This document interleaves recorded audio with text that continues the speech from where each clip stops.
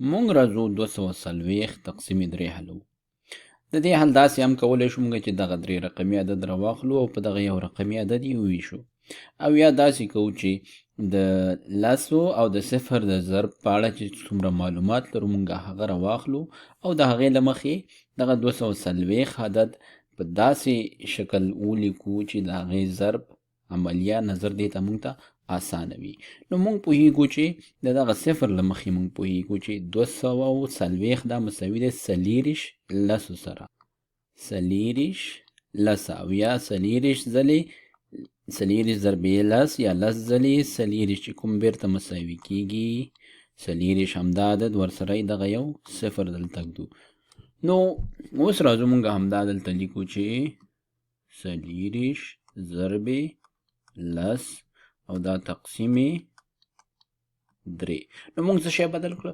مونږ دغه عدد راواخسته په دې شکل مو ولیکه 40 ضرب لس شکل ته مو واړولو، کوم چې بیرته 240 کیږي. مونږ څه شی بدل نه کړو، د دې دواړو نتیجه مونږ هیڅ نه ده بدل کړې. 40 240 تقسیم 3 او 40 ضرب لس تقسیم 3 دواړه یو ځواب بیرته راکوي. دا چې دلته د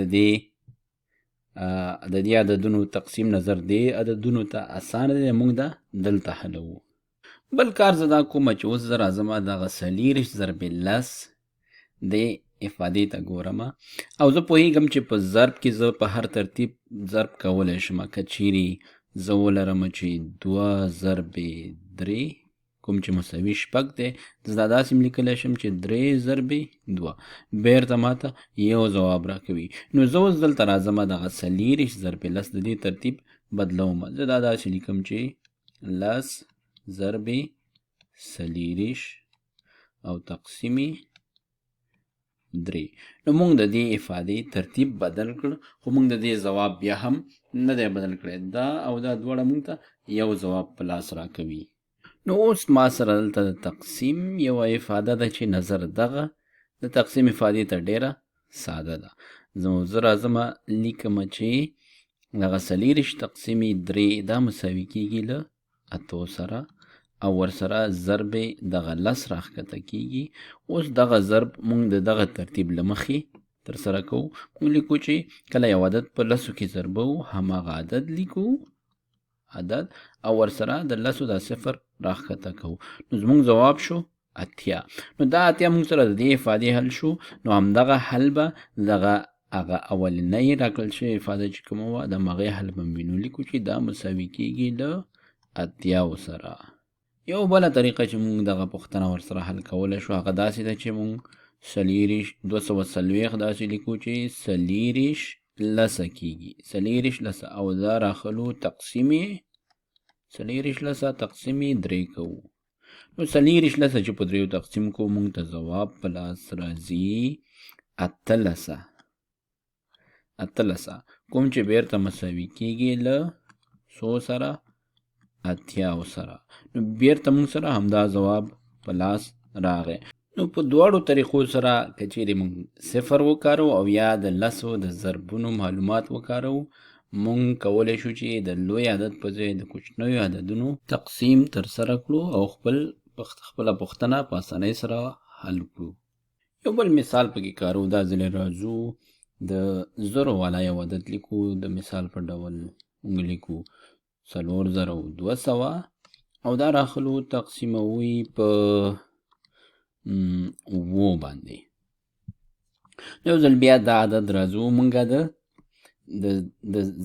د سلو د ضرب په شکل لیکو. مونږ پوهیږو چې 4200 دا مساوي کیږي 240 ځلې سل یا سل ځلې 240، ځکه چې زمونږ ترتیب هم داسې دی چې که چیرې مونږ یو عدد ولرو 240 ضرب سل دا مساوي کیږي دا عدد په خپله 240 او ورسره دغه 2 صفرونه دلته. نو دا به اوس مونږ سره داسې شي چې تقسیم یې ولیکو. اوس مونږ کولی شو چې دغه ضرب عددونو ځایان لږ مخکې وروسته کو تر څو دا 240 خو ته رانږدې شي. دا به مساوي شي 100 ځلې 240 تقسیم 7. اوس دلته مونږ ته دغه تقسیم اسانه شو نظر دیتا مونږ پوهیږو چې 2 تقسیم 7 دا مساوي کیږي له 6 سره او ورسره ضرب او دغه سلو عدد ورته راښکته کوو نو 6 ځلې سل دا مساوي کیږي هماغه ترتیب بیا کاریږي 6 خپله لیکو او 2 صفرونه دا ورسره راښکته کیږي 600 نو زموږ ځواب دلته شو 600 همدارنګه بله لاره دا کیدی شي چې مونږ ولیکو دغه 4200 داسې لیکلی شو چې 2 سلیزې دي دا 2 سلیزې او دا مونږ تقسیموو په 7 باندې 2 سلیزې چې په 7 تقسیم شي مونږ ته ځواب پاتې کیږي